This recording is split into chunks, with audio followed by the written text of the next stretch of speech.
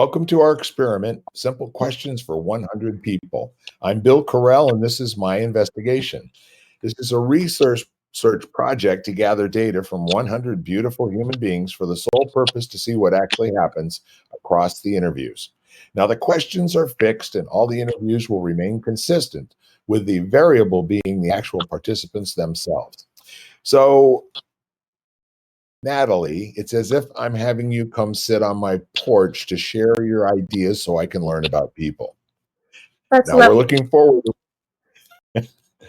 We're looking forward to what we'll discover when we're complete, and we're very interested in you, our interviewees, the process, and your particular story. So you at home, you're going to get to know our guests through the interview. So let's just go ahead and dive in. What is your full name? My name is Natalie Rose Verraneault. Natalie Rose. That's very good information to have. And what can you say about that? Is there some kind of family, thing associated with the rose? No, my first name in Italian just means Christmas, and my mom liked the idea of those two together. So, Oh my goodness, that's really sweet. And for the record, what is your mom's name? Heather. Heather. So, another flower. Another flower, but not Italian. Yes, I like it. So now, what is your favorite nickname that most people don't know? I've never really had I've had nicknames, but none that I've loved a lot. My dad used to call me Peanut, but that's disgusting. Um, and my brother would always call me Nat for short, but for some reason I just really hated that. I'm fine with it now, but Yeah, it was an acquired taste, wasn't it? And he, yeah. he is your brother after all, right? Yeah, since the womb.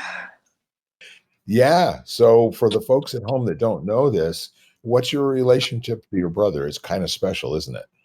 Yes, we are twins. It's amazing. And is he a little taller than you? Yeah. A lot of people are taller than me. Well, all right. So I wasn't going there, but so you clearly you're fraternal twins, and as a result of that, you got all of one category of attributes and really cool things, and he probably got another category, right? Yeah, definitely. We're different in a lot of ways, but we're also so similar. It's hilarious. I do fully believe in twin telepathy because there are so many times in our life where we'll just say the exact same thing in sync, or I'll be thinking of a song and he'll start singing it out loud, and it's just so cool. So, Yeah. So if any of you at home have ever had this experience, it's really kind of cool. And in the beginning, it's a little frustrating. It's like people finishing your sentences, but then all of a sudden, you never need to speak, and you just have these little thoughts, and then there's on the other side of the room somebody says something, right? yeah.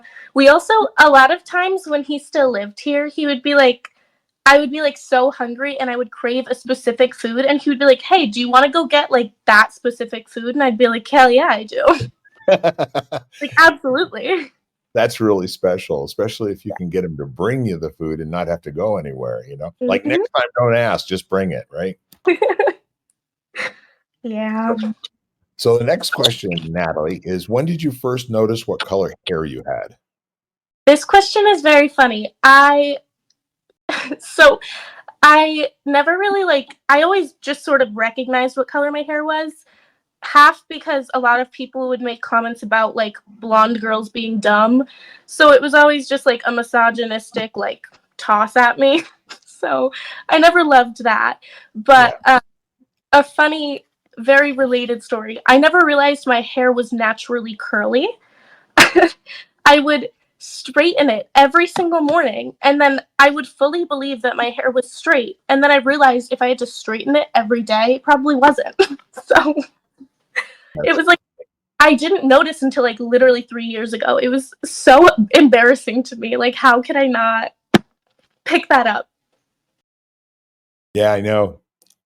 Again, for you at home, you can't see this wonderful head of hair, but she really has a lion's mane. There's no doubt about it. It just is free flowing and absolutely beautiful. Well, thank you. You're very welcome. And how did you straighten your hair? When I was younger, Yeah. um, very horribly, just with like a very bad straightening iron.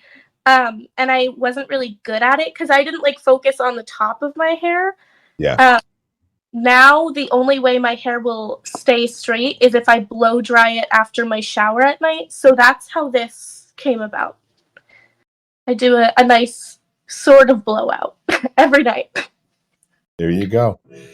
All right. So, what is your favorite thing to do to intentionally waste time? I love this. We got a new couch recently. It is the best couch on the face of the earth. It's incredible. I love taking naps. It's so wonderful. So that's my response. Naps on a comfortable couch. Yep. Next, with my cat, my lovely, lovely. with your cat, who, as you mentioned earlier, is going through that time of the month or that time of the quarter, right? Yep. Ugh. I'm glad I did put her in the bathroom because every time she hears a man speak, she goes insane. It's horrible. Well, I don't know if you know this about me, but Janet, my wife, and I have had over 30 cats. You did tell me, yes. Yeah. Okay. So we are cat people, and this is the first time since we were in our late teens, when we met each other, that we haven't had a cat. Heartbreaking. I recommend one. Well, we'll do it again at some point, when we've got our plans made for the future. Because kitty cats it's an important responsibility in our world. Yes. Okay, on to the next question. What is your favorite movie to watch alone? Coraline. My mother hates that movie. She thinks it's terrifying. It's my comfort movie. I love it so much. So I watch it a Well, lot. tell me about it. Yeah. Have you ever seen it? I can't tell because it broke up while you were saying the name of the movie. Coraline. Coraline. Gotcha. No, I can't say that I have seen that. What's it about? What's a short synopsis? I go into crazy detail, so I'll try not to do that. I've watched it like over 30 times in my life. I'm obsessed with it. I watch it every time I'm sad, which whatever happens a lot.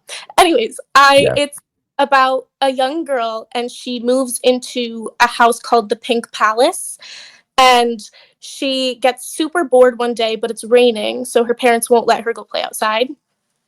So she counts all of the doors and the windows in the house, and she finds a tiny door hidden behind, like, it's like boarded up, it's like closed so nobody can go through it.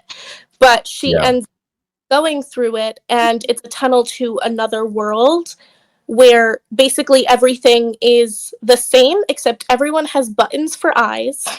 And the other mother, which is basically her mother but with button eyes and kind of evil, tries to steal her soul. So it's terrifying. It's got the makings for a really nice pop the corn and get busy, right? Yes. Yeah. Wonderful. I have to put that on my watch list. Coraline. And let me see here. Oh, I love this one, especially for you. If you were to have an action figure made of you, what superpower would it have, and what colors would its uniform be? I can't decide on the colors because I love a good black outfit. It's such a powerful color. It's great. But I also am just fond of all colors. I think if I absolutely had to pick, it would be like purple and black because I love purple. But when I read that question, my first thought was Buffy the Vampire Slayer. I would just love to be her. Like, if I could be her, I would be so happy. And check me on this. Other than in the movies, I think the vampire population is pretty much under control out here, right? I've decided, but I could be wrong. Well, I'm wondering if you weren't going to use it to slay vampires, then what would your superpower be? How would you use it? She has like she heals very fast because she needs to be quick on her feet and like save lives and whatever. Um, Yeah. so I think that I would really enjoy just being able to heal myself really quickly, mostly because my tummy always hurts. So Aw. Well, now that sounds really good. And how would you take that power and use that to make the world a better place outside of yourself? I don't believe that she can heal others, but this is about me. So I could just decide that my power would be able to heal anyone. Um, and with that, I have to say, I would not heal people who were absolutely terrible. So indirectly, I would be maybe getting rid of some of the most horrible people that I could find. But I don't want to say, like, I don't want to seem like I am like a murderer or anything. So I've got this mind picture. There's like this crowd, and then you go, okay, over to the left, over to the left, nice people over there, and people who are less nice on the right hand side. You select which side of the aisle you're going on. All right, you folks, come on over here. I'm going to heal you. You folks over there, you can go play now.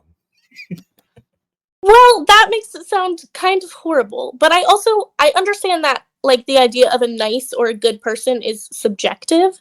So I would Yeah. be like be a little democratic about it, like have people vote. Oh, I like that. Yeah. So now we're going to have a beauty contest before you heal the rest of the people. And you can hold your hand over their head, heal this one and don't heal that. Well, come on, get the applause up, ladies and gentlemen. I love it. So there you are.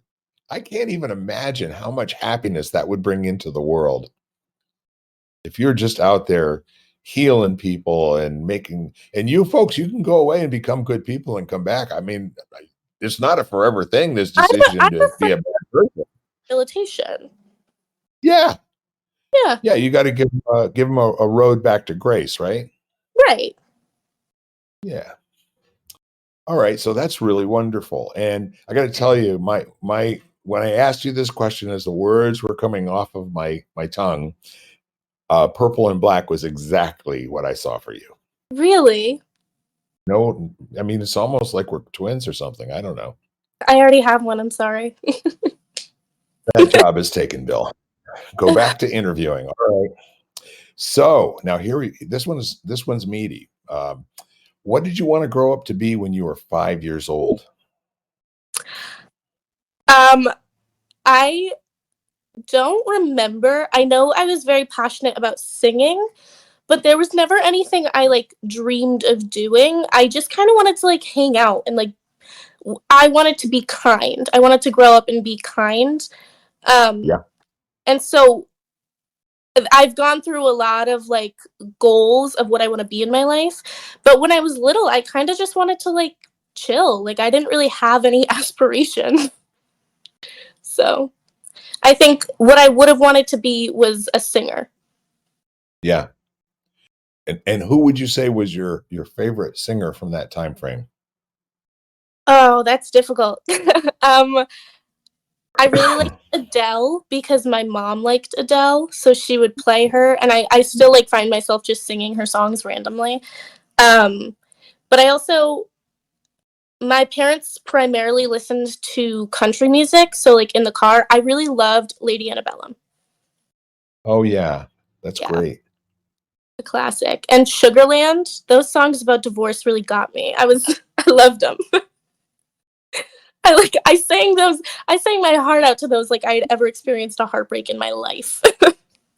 Yeah. Well, I don't know. There are some people who profess to be full contact livers, you know? Like, if you're gonna get out of bed in the morning, you may as well go all the way, right? Honestly. And yeah, I mean, other than that, why don't you just stay in for another hour, right? Or 2 or 3. Oh, well, next day's not bad.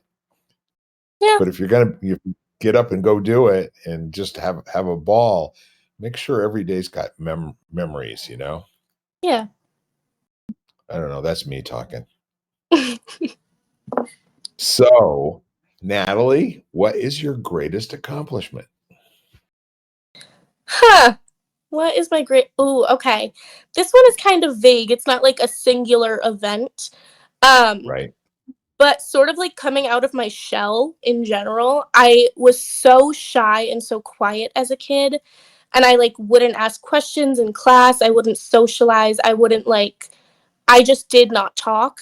And then it Right? took me till my senior year of high school, and I was in my AP chemistry class, and I was just asking questions, asking questions. I was talking to everyone.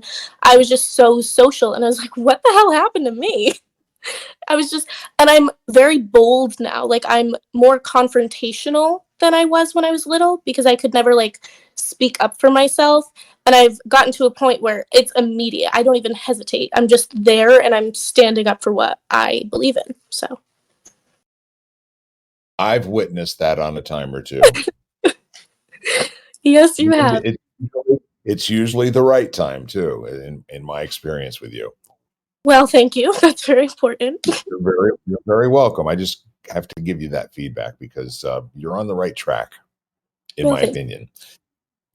So now, who is your favorite person to listen to? you. Are we talking music or like conversation? This is your life. It can be both and. Um, I don't know. My boyfriend, obsessed with him. I think he's great. He talks about like his video games and like all of the things that he's passionate about, and it's very entertaining and it's lovely to listen to him. But I listen to my mother talk a lot because I live with her. So I have very much grown to enjoy listening to her like rant about work and things. And she's a very funny person, so it's Sure. very entertaining to be around her. That's cool. That's 2 great people. And then how about music? Music. I'm a very big fan of Chris Stapleton lately. I just He's incredible. The vocals are insane. Um, but I also listen to an artist named Lizzie McAlpine a lot lately, and she is lovely. The melody is insane. She's so good. So It's good. Well, I'll second the Chris motion because he can do a really, really mean, "Oh, say can you see," right? oh my, yeah. He was a star at the Super Bowl, no doubt about it. So, um, please complete this sentence. And again, if you don't mind, what is your current age? I'm 19. You're 19. Okay. You come across as a lot more worldly than 19. And so I'm very interested in what your response to this question is going to be. Okay. Please complete this sentence. When I grow up, I'd like to. Ugh. Hmm. Um, I would just like to be happy. I'd just like to like be at peace with myself Yep. because I'm very anxious and I think that a lot more it would be a lot more fun to exist if I was a little bit more like at peace with everything. Interesting. Oh, yeah. I'm going to let that just kind of simmer for a moment. And what how can you describe being at peace and being happy, from your side of your eyes? Hmm. Um I think the life I imagine having, I want to live somewhere. I'm not a big fan of the beach. I've never liked the beach, but I want to live somewhere where I'm very much in nature. So anywhere with like a river or a pond nearby that I could like just chill at. Um, I like very open houses with a lot of windows and a lot of light. Um, Mhm. so I think just living somewhere with a lot of nature would do me some good. I very much love feeling connected. So, Wonderful. Wonderful. And so now on to the next question. What is the most important thing in life to you right now? oof, hmm, that's a big question. I think, oh my goodness, my phone is like falling over. I'm sorry. Um, I think the most important thing in my life right now is just like my family. Um, there's been a lot of like life changes with my family, obviously, because my brother went off to the army and I've lived with him my entire life. So getting to talk to him is very important to me. I have like there's like a new man of the house to replace Derek. And he's very nice. I enjoy having him around. Just like the conversations I have with my family. And although I don't like really have time to make plans with friends, my friends are very important to me right now. So Mhm. really That's just like the people I love. yeah.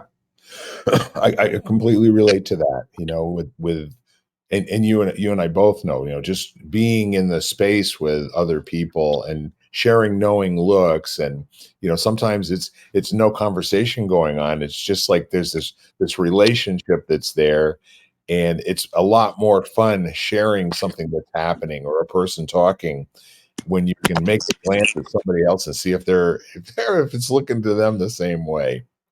Yeah. All right. So let me see here. Now, this is a heavy one. Okay. What would you like to leave in the world, Natalie, after your life is done, 100 years from now? 100 years. Um, huh. I don't know. There's no. I used to be very heavy on like leaving something important.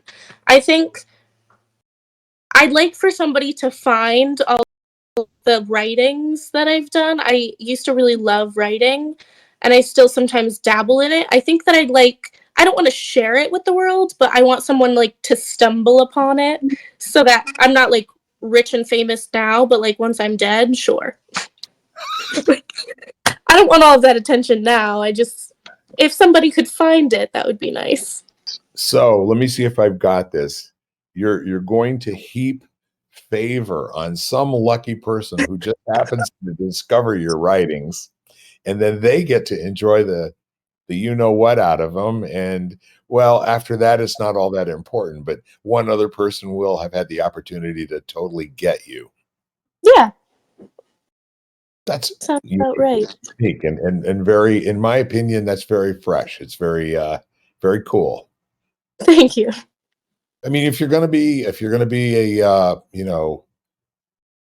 class clown for everybody, it really doesn't have a lot of value, does it? Well, who knows? I think that I mean my brother was like actually class clown, like he was voted that in our yearbook. But no, I think that there are better things to be. Yeah. And being selective in terms of your difference making or your contribution and having a little bit of specialness about that, that sounds very fresh to me, Yeah. my opinion. And so, do you ever go to the bakery? No. Well, if you did go to the bakery, what you would know is that if you get a dozen of anything, hamburger buns, donuts, rolls, what have you, they're always going to give you a 13th one for free to give you that extra value for having bought 12 instead of 11. So I got a question for you that's the baker's question. Okay. Are you ready? I'm so ready. All right, you are, I can tell. What is the thing that most people misunderstand about you, Natalie? This is a good one. This is good. I think I'm very outspoken. So I think a lot of people are under the impression that I enjoy disliking things. I think a lot of people think that I don't want to say hateful, but just like I dislike a lot of things. And I really don't. I just vocalize when I do. So I think a lot of people think of me as somebody who is sort of like not miserable, but someone who finds the negative in things. Yep. And I try very hard not to be that kind of person.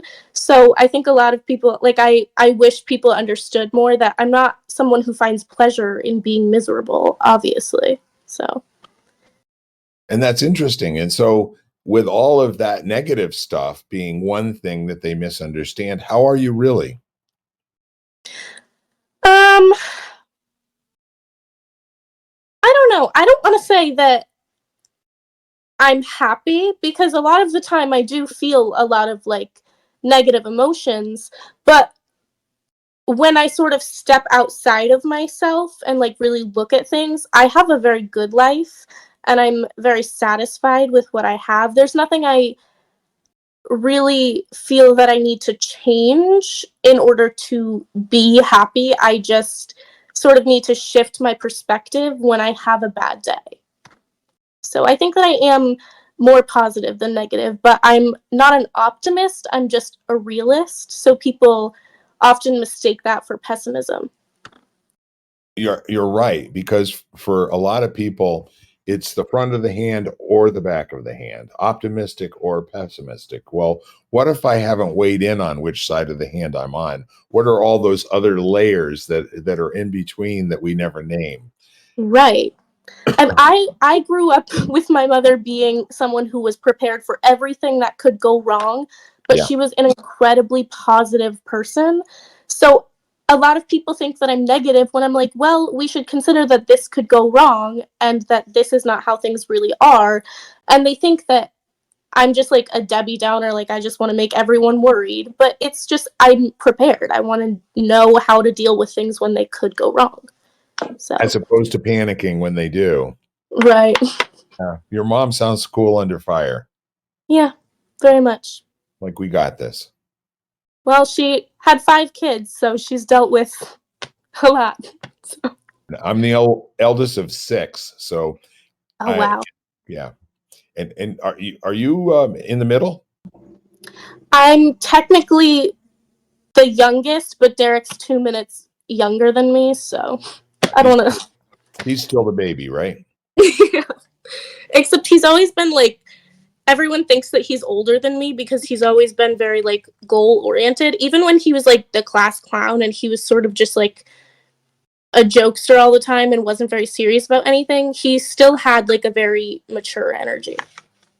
Well, see, that's an interesting thing because people just generally think, well, George Carlin's famous routine, which being the class clown is the ultimate in dig me, and a lot of times people are the class clown to make other people feel more comfortable or to make Yeah, other people, feel loved. It's not always necessarily about being the loudest and the most boisterous and doing, obscene, vulgar things, so the rest of the class gets a big chuckle when you get escorted from the room, right? right. Yeah. I can definitely see how your brother probably enhanced the room that he was in as opposed to distracting from it. He was like the most social kid growing up. That's one of the ways that we were very different. People could never believe that we were twins because he was like this insanely social person and I was just like hiding in the corner. I like didn't want to talk to anyone. Yeah, So, yeah, that's fantastic. Well, I'll tell you what, I think we've had an opportunity to get to know you just a little bit better here, folks at home. And do you have any questions of me? not that I can think of at the moment. Fair enough. Is there anything else you would like to say, either to kind of summarize what we've talked about, maybe something you haven't spoken about at all, or even a question that comes to your mind about you? Hmm. I don't know. I think this was very fun. I wasn't nervous about it. I knew it was going to be fine. You're Yeah. you. I've had plenty of conversations with you, Yes. but I think that it was a lot more like easygoing than I thought it was going to be. I sort of like over hyped it in my head and it was just like a normal conversation. So I think it was very nice. Yeah, I do too. And would you recommend this experience to other people? Absolutely. Yeah. Well, I love that.